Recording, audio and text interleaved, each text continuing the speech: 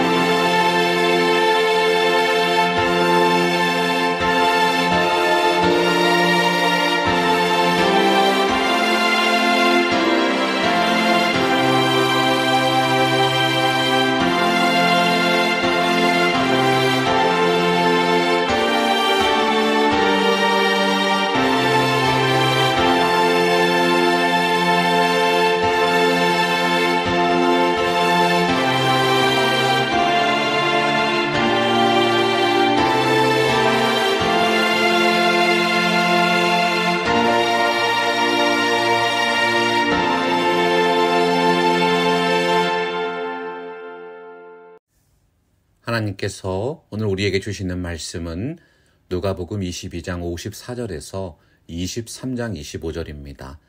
본문이 길기 때문에 이 중에서 누가복음 23장 20절에서 25절까지만 같이 보시고 본문에 해당하는 말씀 나누도록 하겠습니다. 빌라도는 예수를 놓고자 하여 다시 그들에게 말하되 그들은 소리질러 이르되 그를 십자가에 못 박게 하소서 십자가에 못 박게 하소서 하는지라. 빌라도가 세 번째 말하되 이 사람이 무슨 악한 일을 하였느냐 나는 그에게서 죽일 죄를 찾지 못하였나니 때려서 놓으리라 하니 그들이 큰 소리로 재촉하여 십자가에 못 박기를 구하니 그들의 소리가 이긴지라. 이에 빌라도가 그들이 구하는 대로 하기를 언도하고 그들이 요구하는 자 곧 민랑과 살인으로 말미암아 옥에 갇힌 자를 놓아주고 예수는 넘겨주어 그들의 뜻대로 하게 하니라. 그리스도 안에서 다시 태어나는 중생은 한 번뿐이지만 아이가 태어나서 성장하는 것처럼 성도들도 성화되어야 합니다.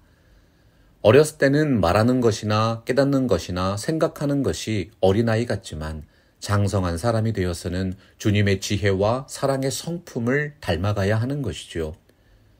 사도 바울은 고린도후서 13장 5절에서 너희는 믿음에 있는가 너희 자신을 시험하고 너희 자신을 확증하라고 했습니다. 시험하여 확증한다. 현미경으로 분석을 하는 것처럼 자세히 살피고 검사한다는 뜻입니다. 우리가 하나님 앞에 설 때는 핑계를 대거나 거짓말을 할 수가 없습니다. 하나님의 말씀 앞에서 우리 안에 있는 불신앙을 경계하고 보다 성숙한 믿음으로 살아가야 하는 것이지요. 누가복음 22장 말씀에는 예수님을 절대로 배신하지 않겠다고 장담하던 베드로가 주님을 3번이나 부인한 사건이 기록되어 있습니다. 그 불신앙의 시작이 무엇이었습니까? 54절 봅니다. 예수를 잡아 끌고 대제사장의 집으로 들어갈새 베드로가 멀찍이 따라가니라. 예수님의 제자라는 말은 어원적으로 예수님을 따라가는 사람들이라는 뜻입니다. 구약시대에도 하나님의 마음에 합한 사람, 다윗의 신앙을 고백할 때 내가 여호와를 항상 내 앞에 모시며 그가 나의 오른쪽에 계심으로 내가 흔들리지 아니하리로다 고백했습니다. 주님을 따라가려면 그분과 함께 동행해야 합니다. 멀찍이 뒤에 떨어져서 따라가는 안일한 신앙이 결국 결정적인 순간에 주님을 부인하는 불신앙의 원인이 되는 것이지요. 요한계시록 3장 15절에서 말씀합니다. 내가 내 행위를 아노니 내가 차지도 아니하고 뜨겁지도 아니하도다. 내가 차든지 뜨겁든지 하기를 원하노라. 부활하신 주님께서 갈릴리 디베랴 바닷가에 나타나셨을 때 베드로는 곧바로 물속으로 뛰어들어서 해변까지 헤엄쳐 갔습니다. 회개와 믿음을 통해서 주님을 향한 사랑이 더욱 견고해지니까 뜨거운 신앙의 열정으로 살아가는 진짜 그리스도인이 되었던 것입니다. 대제사장의 무리에게 붙잡혀 가시는 예수님의 모습 속에서 제자들은 큰 혼란에 빠졌습니다. 자신들이 따르던 메시아에 대한 믿음이 흔들리고 앞으로 닥칠 고난과 박해에 대한 두려움이 그들의 마음을 지배했습니다. 베드로가 멀찍이 따라갔습니다. 바로 이 모습이 때때로 두려움과 불안감에 흔들리는 우리들의 연약한 믿음을 표현한 것이죠. 악한 마귀 사탄은 두 마음을 품어서 정함이 없는 사람을 시험하며 공격합니다. 그 마음이 멀찍이 주님에게서 떨어져 있는 채로 베드로가 대제사장 가야바의 집안까지 따라 들어갔습니다. 모닥불 앞에 있던 사람들 옆에 앉았을 때 어떤 일이 일어났습니까? 한 여종이 베드로의 불빛을 향하여 앉은 것을 보고 주목하여 이르되 이 사람도 그와 함께 있었느니라. 마당에 있던 여인은 문지기에 해당합니다. 그 집에 들어오는 모든 사람들을 살피고 파악하는 역할을 했지요. 베드로가 불빛을 향하여 앉았을 때 그의 얼굴을 알아챘습니다. 사람들에게 발각될까봐 몰래 숨어 들어왔는데 자신의 신분이 노출되었습니다. 얼마나 다급한 상황입니까? 더군다나 베드로와 함께 앉아있던 사람들은 예수님을 대적하는 사람들입니다. 당신도 저 반역자인 예수를 따르는 사람이냐? 사람들의 무언의 질문 앞에 베드로는 자신의 신앙을 인정할 만한 용기가 없었고 그들의 폭압적인 태도에 맞설 확신도 없었던 것입니다. 베드로가 부인하여 이르되 이 여자여 내가 그를 알지 못하노라 하더라. 부인한다는 말, 당시 사람들이 사용했던 가장 강한 거부 표현입니다. 단순히 예수님을 따르지 않는다는 뜻이 아닙니다. 나도 당신들처럼 저 예수를 배척하는 사람이라는 뜻이 담겨 있습니다. 유대인들의 사회에서 극악무도한 죄인을 공동체에서 쫓아낼 때 사용하던 표현이 내가 그를 알지 못한다는 말입니다. 물이 가득 차 있는 호수의 댐에 조그만 구멍이 생기면 그 틈새가 조금씩 커지다가 결국 댐 전체가 무너지게 됩니다. 죄악과 투쟁하는 우리들의 신앙도 비슷하죠. 이제 더욱 강하게 예수님을 부인하는 베드로의 불신앙을 보십시오. 조금 후에 다른 사람이 보고 이르되 너도 그 도당이라 하거늘 베드로가 이르되 이 사람아 나는 아니로라 하더라. 베드로도 한때 담대한 신앙을 고백했던 사람입니다. 예수님을 붙잡으러 온 병사의 귀를 잘라버릴 정도로 극렬하게 예수님을 따르던 사람입니다. 그런데 그의 마음속에 두려움과 불신앙이 자리 잡으니까 아무것도 아닌 사람의 말에도 자꾸 흔들리는 심약한 믿음이 되어버렸습니다. 마귀의 입술은 성도들의 믿음을 조금씩 갉아먹는 생쥐와 같습니다. 어느 날 갑자기 공격하고 조금 후에 또 공격하고 1시간쯤 있다가 다른 사람들을 통해서 결정타를 날리는 것이지요. 베드로의 믿음의 성벽을 완전히 무너뜨린 결정적인 진술이 무엇입니까? 1시간쯤 있다가 또 한 사람이 장담하여 이르되 이는 갈릴리 사람이니 참으로 그와 함께 있었느니라. 법정에서 죄를 증명하려면 증거나 증인을 대동해야 합니다. 장담한다는 말이 그 뜻입니다. 베드로가 갈릴리 사람이라는 증거까지 제시하면서 베드로가 참으로 예수님을 따르는 제자임을 밝혔던 것입니다. 베드로가 이제는 화를 내면서 그 사람을 저주합니다. 베드로가 이르되 이 사람아 나는 내가 하는 말을 알지 못하노라고 아직 말하고 있을 때에 닭이 울더라. 여러분, 베드로가 예수님의 제자였다는 진술이 거짓말입니까? 아니지요. 하지만 오히려 베드로의 마음과 입술로 더욱 강력하게 예수님을 부인하게 만드는 사탄의 교묘한 술수입니다. 베드로가 예수님을 3번 부인하는 순간 새벽딱 우는 소리가 들립니다. 그때 베드로는 얼굴을 돌려 그를 바라보고 계시는 예수님의 시선과 마주쳤습니다. 베드로가 예수님의 시선을 의식할 수 있었습니다. 베드로의 그 모든 불신앙의 언어들이 전부 주님께 들린 바 되었다는 사실을 반증하는 것이지요. 실천적인 무신론자라는 말이 있습니다. 그리스도인들이 세상 속에서 은밀한 죄악을 저지를 때 그 순간만큼은 하나님이 안 계신다고 생각한다는 것입니다. 어떤 사람이 죄를 범할 때 하나님의 눈과 귀를 의식한다면 그런 죄악을 저지를 수 있습니까? 믿음의 사람들이 두 마음을 품고 주님을 멀찍이 따라갈 때 일어날 수 있는 현상들입니다. 61절과 62절 보면 베드로가 주님의 말씀, 곧 오늘 새벽 딱 울기 전에 내가 3번 나를 부인할 것이라고 하신 그 말씀이 생각나서 밖에 나가서 심히 통곡했다고 기록했습니다. 사람의 눈치를 보고 사람의 마음을 숭배하는 신앙은 결국 마귀에게 밀가부르듯 농락당하는 비참한 신앙이 됩니다. 예수님께서 말씀하지 않았습니까? 길거리에 있는 돌멩이들로도 아브라함의 후손이 되게 할 수 있느니라. 하나님께서는 우리가 오직 말씀과 기도로 거룩해진다고 했습니다. 하나님의 약속을 굳게 붙들고 믿음으로 승리하시는 참된 그리스도인이 되시기를 주님의 이름으로 축원합니다. 이제 누가는 독자의 시선을 예수님께로 전환합니다. 자신이 가장 아끼는 수제자에게 면전에서 배신을 당하는 치욕을 겪으셨습니다. 그런데 대제사장의 무리들이 어떻게 했습니까? 지키는 사람들이 예수를 희롱하고 때리며 그의 눈을 가리고 물어 이르되 선지자 노릇하라 너를 친 자가 누구냐 하고 이 외에도 많은 말로 욕하더라. 때린다는 말은 가죽을 벗긴다는 뜻입니다. 눈을 가린 다음에 살이 찢겨져 나갈 정도로 가혹한 고문을 하고 때린 사람을 알아맞혀 보라고 희롱을 한 것이지요. 특히 그들이 선지자 노릇 하라고 조롱한 부분에 유념하셔야 합니다. 선지자는 하나님의 뜻을 대언하여 선포하는 사람들이죠. 그들은 하나님의 이름까지 모욕하면서 악행을 일삼던 참으로 망령된 자들이었습니다. 로마 시대 형벌에서 조롱과 폭력과 욕설은 사람의 삶에 대한 의지를 꺾어놓는 대표적인 방법이었습니다. 죄인을 취조할 때 육체적인 고통을 가하다가 정신적으로 희롱합니다. 그리고는 새 삶의 기회를 주겠다며 거짓 자백을 받아내는 것이지요. 그러나 예수님의 모습을 보십시오.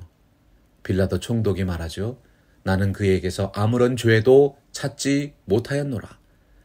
예수님의 답변과 주장은 언제나 진리였고 진실이었고 역사적인 사실이었습니다. 66절 보면 나리샘의 백성의 장로들, 곧 대제사장들과 서기관들이 모여서 예수를 공회로 끌고 갑니다. 밤이 새도록 고문하고 취조해도 자신들이 원하는 자백을 받아내질 못하니까 유대인들의 종교 재판소인 공회에서 신성모독죄로 몰아세우고 처벌할 심산이었던 것입니다. 예수님을 죽음에 이르게 할 결정적인 질문이 무엇이었습니까? 내가 그리스도이거든 우리에게 말하라. 대답하시되 내가 말할지라도 너희가 믿지 아니할 것이요 내가 물어도 너희가 대답하지 아니할 것이니라. 그러나 이제부터는 인자가 하나님의 권능의 우편에 앉아 있으리라 하시니. 이제부터는 그동안은 침묵하셨지만 지금부터는 입술을 열어 선포하시겠다는 뜻입니다. 예수님은 뒤에서 멀찍이 따라오다 신앙의 시험에 굴복한 베드로와는 달리 그 어떤 두려움과 망설임도 없이 분명하게 선포하셨습니다. 맞다. 바로 내가 그리스도다. 하나님의 권능의 우편에 앉아 있을 것이다. 이스라엘 사람들의 신앙에서 하나님의 보호자 우편에 앉으신 분은 유대인의 왕이요 하나님의 아들이요 다윗의 후손으로 이 땅에 오시는 메시아를 지칭하는 표현입니다. 여러분, 예수님의 수제자인 베드로가 어떻게 자신의 신앙을 고백했습니까? 주는 그리스도시요 살아계신 하나님의 아들입니다. 바로 그 기독교 신앙의 정수를 예수님께서 친히 선포하신 것이죠. 공회의 대제사장들이 예수의 선언을 다시 확인하여 처벌하고자 묻습니다. 다 이르되 그러면 내가 하나님의 아들이냐? 대답하시되 너희들이 내가 그라고 말하고 있느니라. 사람은 누구나 자기가 듣고 싶은 것만을 골라 듣는 습성이 있습니다. 우리 마음속에 있는 하나님을 향한 믿음과 소망과 사랑이 삶의 환경 속에서 다양한 언어와 행동으로 표현되는 것이지요. 모든 일을 하나님의 은혜라고 믿는 사람은 그것이 좋은 일이든 나쁜 일이든 모든 것을 협력하여 선을 이루시는 하나님의 신실하심을 의지합니다.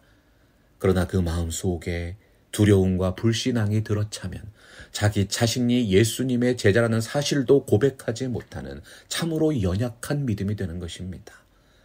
예수님의 말을 트집잡는 공회의 장로들을 보십시오. 그들의 귀는 오로지 예수님을 죽이기 위해서 필요한 증거만을 찾고 있습니다. 유대인들이 그토록 기다리는 하나님의 아들이 면전에 서 있는데도 그분을 알아보지 못했던 것입니다. 예수님이 67절에서 그 불신앙을 어떻게 요약하셨습니까? 내가 말할지라도 너희가 믿지 아니할 것이요 내가 물어도 너희가 대답하지 아니할 것이니라. 예수님께서 선포하신 그 진리의 말씀은 결국 그분을 처형시키는 직접적인 단서가 되었습니다. 예수님의 답변을 잘 살펴보십시오. 너희들이 내가 그라고 말하고 있느니라. 예수님은 공회나 법정에서 신성을 모독하거나 사형을 받을 만한 발언을 하신 적이 없습니다. 다만 장로들의 속마음을 꿰뚫어 보시고 그들이 말하고자 하는 바를 그 본심 속에서 끄집어내어서 예수님 자신이 메시아이심을 밝히셨던 것입니다. 그 장로들의 흉악한 속셈이 어떻게 확증되었습니까? 그들이 이르되 어찌 더 증거를 요구하리요 우리가 친히 그 입에서 들었노라 하더라. 우리들의 마음속에 품고 있는 그 의도와 그 뜻이 삶 속의 모든 일을 받아들이는 신앙의 습관이 됩니다. 시편 37편 31절에서 교훈합니다. 그 마음에 하나님의 말씀이 있으니 그 걸음에 실족함이 없으리로다. 오직 하나님의 진리의 말씀을 통해서 모든 것을 분별하십시오. 여러분의 마음과 삶을 이어주는 가장 중요한 연결고리는 하나님의 말씀입니다. 페르시아 격언에 보면 과거가 없는 성자도 없고 미래가 없는 죄인도 없다고 했습니다. 아무리 유명한 성자라도 그 인생에 흠이 있고 아무리 사악한 죄인이라도 미래를 소망하면 선한 것이 있습니다. 사람은 누구나 비슷한 인생을 살아갑니다. 하지만 인생의 목적을 하늘에 두고 사는 사람과 이 땅에 두고 사는 사람은 그 삶의 모습이 다를 수밖에 없습니다. 마지막을 이미 알고 있기 때문에 이 땅에서의 삶도 차이가 날 수밖에 없는 것입니다. 그 차이가 무엇입니까? 진리란 무엇인가? 이 질문에 대한 해답을 아는 것입니다. 인생이 경험하는 고통의 문제는 하나님을 인정하지 않는 불신앙으로부터 시작되었습니다. 사람의 마음속에 품은 죄와 불신앙이 하나님과 이웃과의 관계를 파괴하고 공동체의 질서를 어지럽힙니다. 오늘날 세계의 도처에서 일어나는 끔찍한 범죄와 전쟁을 바라보면 도대체 하나님은 어디에 계시는가? 하나님이 정말 살아계신다면 어떻게 이런 일이 일어날 수 있는가? 고통과 아픔을 품고 탄원하게 되죠. 사람은 누구나 죄는 반드시 처벌을 받아야 하고 이것이 정의가 이루어지는 방식이라는 사실을 알고 있습니다. 사람들은 언제나 말하지요. 모든 것은 의롭게 끝이 나야 합니다. 하지만 그 의로움을 지키는 일은 어떻습니까? 모든 인간이 가지고 있는 그 정의감은 어디에서 온 것일까요? 시편 9편 8절에 보면 공의로 세계를 심판하시며 정직으로 만민에게 판단을 행하신다고 했습니다. 인간의 마음 속에 심겨진 정의감은 의로우신 하나님으로부터 나온 것입니다. 공의라는 말은 관계의 올바름을 의미하는 체다카라는 히브리에서 나왔습니다. 정의는 질서의 올바름을 의미하는 미쉬파트라는 히브리였지요. 우리 안에 있는 죄악된 본성이 하나님과 이웃과의 관계, 공의를 파괴합니다. 그리고 그 죄악된 본성이 삶으로 실행됨으로써 공동체의 질서, 정의를 어지럽히는 모든 문제의 근원이 되는 것입니다. 누가복음 23장 13절과 14절 보면 빌라도가 대제사장들과 관리들과 백성을 불러 모으고 말합니다. 너희가 이 사람이 백성을 미혹하는 자라 하여 내게 끌고 왔도다. 보라, 내가 너희 앞에서 신문하였으되 너희가 고발하는 일에 대하여 이 사람에게서 죄를 찾지 못하였도다. 정의는 판단의 기준을 요구합니다. 의로운 자에게는 상을 주고 불의한 자를 징벌하는 공정한 판결을 요청하는 것이지요. 하지만 세상에서 의로운 자가 반드시 상을 받는 것이 아닙니다. 심지어는 불법을 행하는 자가 벌을 받지 않는 경우도 있기 때문에 억울한 사람들이 생기고 세상이 공평하지 않다는 탄원이 끊기질 않는 것입니다. 빌라도는 분명히 이 사람에게서 죄를 찾지 못했다고 말했습니다. 15절에서는 보라 그가 행한 일에는 죽일 일이 없느니라 결론을 내렸습니다. 예수님은 결코 죄인이 아니며 사형을 당할 이유가 없다고 선언했습니다. 그리고 그것이 진실이었습니다. 그러나 정의로운 마음이나 정의에 대한 분별력 자체가 정의를 성취해 주는 것이 아닙니다. 그 의로운 마음과 생각이 행동으로 옮겨질 때 비로소 그 의로움이 현실이 되고 세상에 그만큼 밝아지는 것이지요. 빌라도가 예수님이 죄가 없음을 알면서도 성난 군중을 달래기 위해서 제안한 방법이 무엇입니까? 그러므로 때려서 놓겠노라. 그는 유대지방의 총독으로서 예수님을 놓아줄 수 있는 권한과 능력을 가지고 있었습니다.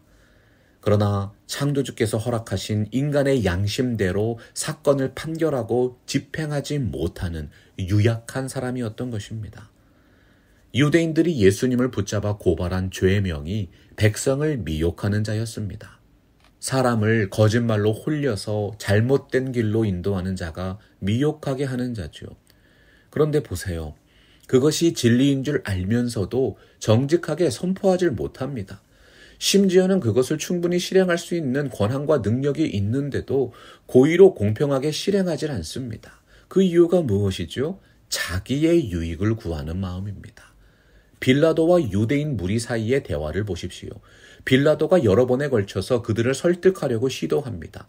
그러나 그때 그 무리들은 소리를 지르고 고함을 치면서 예수님을 죽이라고 요구합니다. 차라리 당대의 가장 악독한 죄인으로 알려진 바라바를 놓아주라는 것이죠. 여러분, 진리와 양심이 이겼습니까? 그들이 큰 소리로 재촉하여 십자가에 못 박히를 구하니 그들의 소리가 이겼다고 되어 있습니다. 큰 소리로 재촉해서 이겼습니다. 고함을 쳐서 사람을 몰아세우고 소란을 피워서 압도했습니다. 결국 무리의 요구는 자신들의 뜻에 거슬리는 자는 죽여야 하고 그것을 위해서는 바라바와 같은 죄수는 놓아주어도 괜찮다는 불의함과 폭력이었습니다. 빌라도는 예수님의 사건이 단순한 소송이 아니라 자신의 정치적인 생명을 위협할 수 있는 중대한 사건임을 감지했습니다. 그는 하나님의 뜻과 선한 양심을 따르는 사람이 아니라 자신의 뜻을 가장 먼저 살피고 행동하는 백성을 미혹하게 하는 자였던 것입니다. 예수님은 누가복음 22장 22절에서 인자는 이미 작정된 대로 가거니와 그를 파는 그 사람에게는 화가 있을 것이라고 말씀했습니다. 예수님께서 십자가의 길을 가시는 것은 하나님의 계획이었고 하나님의 뜻이었습니다. 하지만 주님을 십자가에서 죽게 만든 그 사람들에게는 그에 합당한 화가 있습니다.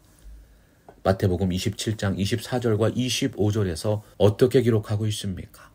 빌라도가 무리 앞에서 손을 씻으며 이르되 이 사람의 피에 대하여 나는 무죄하니 너희가 당하라. 백성이 다 대답하여 이르되 그 피를 우리와 우리 자손에게 돌릴지어다 하거늘. 여러분, 예수님은 유대인이셨습니다. 그 무리들도 유대인들이었습니다. 유대인이었던 사도 바울이 로마서 9장 3절과 8절에서 탄식하며 선포했습니다. 나의 형제 곧 골육의 친척을 위하여 내 자신이 저주를 받아 그리스도에게서 끊어질지라도 간절히 원하는 바로라. 곧 육신의 자녀가 하나님의 자녀가 아니요 오직 약속의 자녀가 씨로 여기심을 받느니라. 요한복음 1장 5절 보면 빛이 어두움에 비치되 어둠이 깨닫지 못했다고 말씀했지요. 하나님께서 내리시는 가장 무서운 징계는 그분의 은혜와 진리를 깨닫지 못하도록 영적인 눈과 귀를 가리시는 것입니다. 듣기는 들어도 깨닫지 못하고 보기는 보아도 보지 못하는 영적인 무감각이 영원한 형벌 지옥에 이르게 하는 가장 무서운 심판입니다. 시편 97편 10절 보면 여호와를 사랑하는 너희여 악을 미워하라. 그의 성도의 영혼을 보존하사 악인의 손에서 건져주신다고 약속했습니다. 오늘날 세상의 처세술과 인간관계의 원리들은 거짓과 불의를 삶의 지혜라고 주장하는 경우가 많습니다. 그러나 신앙 양심에 따라서 성실하게 살아가는 사람들은 하나님의 눈을 의식하며 살아가는 분들입니다. 하나님의 심판의 날이 있음을 믿고 있기 때문에 오늘도 신실하게 허락하신 삶과 사역을 감당하는 것이죠. 시편 97편 11절 보면 바로 그런 분들이 진정한 의인이며 참된 성도라고 말씀하십니다. 의인을 위하여 빛을 뿌리고 마음이 정직한 자를 위하여 기쁨을 뿌리시는도다. 하나님이 뿌리십니다. 하나님이 심으셨다는 뜻입니다. 하나님의 사람들은 하나님의 영광을 아는 빛이 마음에 비추어진 분들입니다. 하나님이 얼마나 크고 위대하신 분인지 깨달은 사람만이 진정한 주님의 백성이 될 수 있습니다. 이사야 11장 9절 보면 이는 물이 바다를 덮은 같이 여호와를 아는 지식이 세상에 충만할 것이라고 했습니다. 하나님의 공의와 정의는 이 땅에 빛으로 오신 예수 그리스도를 통해서 이루어집니다. 어두움이 아무리 강해도 작은 불빛을 막을 수 있는 능력이 없습니다. 이 땅의 어두움을 몰아내는 예수 그리스도의 은혜와 진리와 영광이 임할 때 비로소 완전한 공의와 정의가 이루어지는 것입니다. 솔로몬은 전도서 12장 13절에서 이래 결국을 다 들었으니 하나님을 경외하고 그의 명령을 지킬지어다 말씀했습니다. 하나님의 말씀을 굳게 믿고 그 말씀을 지키며 살아가는 것이 하늘의 뜻을 이 땅에서 이루어가는 인생의 지혜인 줄 믿습니다. 여러분, 성경이 말씀하는 악인이 누구입니까? 여전히 이 진리를 모르고 여전히 어두움 가운데 살아가는 사람들입니다. 오늘 말씀 24절과 25절 보면 그들의 삶의 방식이 기록되어 있습니다. 이에 빌라도가 그들이 구하는 대로 하기를 언도하고 그들이 요구하는 자, 곧 밀랑과 살인으로 말미암아 옥에 갇힌 자를 놓아주고 예수는 넘겨주어 그들의 뜻대로 하게 하니라. 그들의 마음과 생각을 지배하는 어두움의 근원은 하나님을 인정하지 않는 불신앙입니다. 시편 53편 1절 보면 어리석은 자는 그의 마음에 이르기를 하나님이 없다 하도다 말씀했지요. 끔찍한 범죄를 저지르는 사람이 나중에 자백하는 것을 들어보십시오. 그때에는 눈에 보이는 것이 없었고 귀에 들리는 것이 없었다고 말합니다. 성경이 말씀하는 죄악도 마찬가지입니다. 귀가 있어도 듣지 못하고 눈이 있어도 보지 못하는 영적인 어두움이 모든 죄악의 실체입니다. 사람이 어떻게 그럴 수가 있습니까? 하나님의 살아계심을 믿지 않기 때문에 그렇게 할 수 있습니다. 자신의 마음과 삶을 속속들이 보고 계시는 하나님의 눈을 의식하지 않는 사람, 그 사람이 죄인이며 악인입니다. 시편 2편 4절 보면 하늘에 계신 이가 웃으시며 주께서 그들을 비웃으시리로다 말씀했습니다. 하나님은 오래 참으시는 분입니다. 그러나 그 인내에도 끝이 있습니다. 하나님의 심판이 없으면 하나님의 공의와 정의도 성취되지 않습니다. 조나단 에스워즈라는 분이 말씀했습니다. 사람들은 영원한 심판의 날이 다가오고 있음을 실감하지 못합니다. 그러나 마지막 심판의 날은 하나님께서 계획하신 시간에서 단 1초도 연기되지 않을 것입니다. 여러분, 참으로 중요한 진리가 무엇입니까? 우리도 원래는 하나님의 그 공의로운 심판의 대상이었다는 사실입니다. 로마서 3장 10절에 기록된 것처럼 이 땅에 의인은 없나니 하나도 없기 때문입니다. 하지만 우리가 받아야 하는 그 공의로운 형벌이 2000년 전 갈보리 언덕 십자가에서 집행되었습니다. 예수 그리스도의 십자가 사건입니다. 하나님이 공의의 문제에서 타협하시는 분이라면 예수님은 십자가에서 죽으실 필요가 없으십니다. 자신의 아들을 죽이시지 않고 모든 사람을 용서하시면 되는 겁니다. 그러나 하나님은 그렇게 하실 수가 없습니다. 왜냐하면 하나님은 공의와 정의 그 자체이시기 때문이죠. 히브리서 9장 22절 보면 피 흘림이 없은즉 사함도 없다고 했습니다. 죄에는 반드시 형벌이 따라야 합니다. 하나님은 아무런 대가 없이 악인에게 무죄를 선고하지 않으십니다. 우리가 구원을 받기 위해서는 누군가 죄에 대한 대가를 치러야 했습니다. 예수 그리스도의 십자가는 하나님의 공의의 절정입니다. 십자가 안에서 하나님의 공의가 이루어졌습니다. 하나님의 공의가 그렇게 오랜 시간 후에 집행된 이유가 있었습니다. 하나님이 예수 그리스도를 이 땅에 보내실 그날이 있었기 때문이죠. 하나님께는 하루가 1000년 같고 1000년이 하루 같습니다. 하지만 하나님은 그날을 기다리셨습니다. 예수님이 이 땅에 오셨을 때 하나님은 우리가 받아야 하는 죽음의 형벌을 십자가 위에서 비로소 집행하신 것입니다. 하나님은 우리를 위해서 그 아름다운 구원의 대역사를 준비하시고 마침내 실행하셨습니다. 여러분, 그러므로 우리는 앞으로 다가오는 마지막 심판을 준비하며 살아가야 합니다. 하나님의 공의는 예수 그리스도 때문에 우리에게 오히려 소망이 되었기 때문이죠. 하나님의 공의가 약속하는 영적인 상급이 무엇일까요? 히브리서 6장 10절입니다. 하나님은 불의하지 아니하사 너희 행위와 그의 이름을 위하여 나타낸 사랑으로 이미 성도를 섬긴 것과 이제도 섬기고 있는 것을 잊어버리지 아니하시느니라. 사람들은 때때로 말합니다. 선한 일을 해도 상을 받지 못하고 악한 일을 해도 벌을 받지 않는다. 하지만 진리를 기억하십시오. 주님께서 열어주시는 장차 올 세상에서는 결코 그런 일이 생기지 않습니다. 전능하신 하나님께서 지금껏 이 교회를 위해 섬기신 모든 분들에게 큰 영광과 상급으로 갚아주실 것입니다. 2025번째로 지키고 있는 고난주간입니다. 사랑하는 성도 여러분들의 삶에 하나님께서 약속하신 그 놀라운 은혜와 상급이 충만하게 되시기를 예수 그리스도의 이름으로 축원합니다. 찬송가 216장 성자의 귀한 몸 함께 찬송하겠습니다.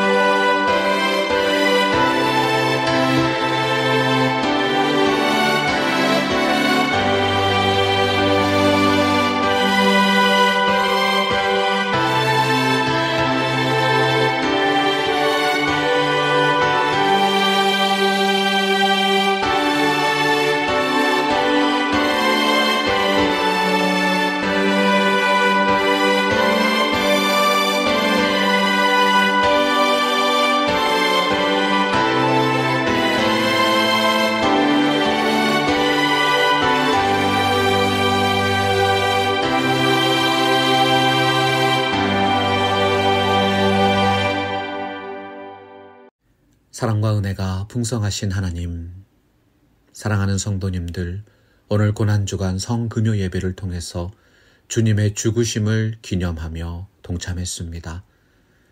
예수 그리스도의 복음과 사랑의 절정, 주님의 십자가에 담긴 구원의 열매를 체험적으로 맺어가는 복된 삶이 되기를 원합니다. 진리란 무엇입니까? 오늘날 참으로 혼탁한 세상에서 잊혀져 가고 사라져가는 중요한 질문입니다. 우리의 마음과 입술과 삶으로 영원한 진리 되신 예수 그리스도와 하나님의 나라를 전파하는 영향력 있는 교회 되게 하여 주옵소서. 하나님의 위로하시고 동행하시는 역사가 오늘 예배의 자리에 나온 모든 분들의 삶에 함께하여 주옵소서.